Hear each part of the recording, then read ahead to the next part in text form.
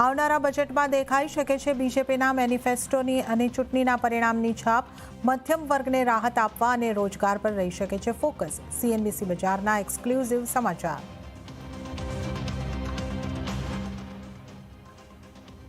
Nifty Sensex નવા શિખર પર બંધ. મિડ કેપ ઇન્ડેક્સનું પણ રેકોર્ડ ઊંચાઈ પર ક્લોઝિંગ. રિયલ્ટી, PSE, બેન્કિંગ શેર્સમાં રહી સારી ખરીદારી.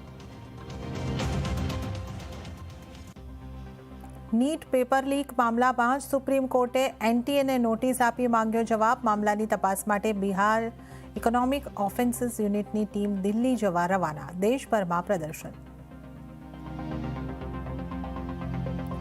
વાયનાડ લોકસભા સીટ છોડશે રાહુલ. પ્રિયંકા ગાંધી લડશે વાયનાડથી ચૂંટણી. બીજેપીએ નિર્ણયને ગણાવી જનતા સાથે છેતરપિંડી.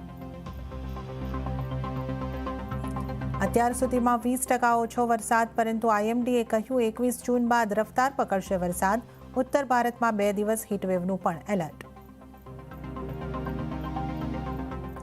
અને મોદી સરકારથી ખેડૂતોને જલ્દી મળી શકે છે ભેટ. દાળનું ઉત્પાદન વધારવા માટે અડદ અને તુવેર દાળની MSP 10% વધારવાની અપેક્ષા.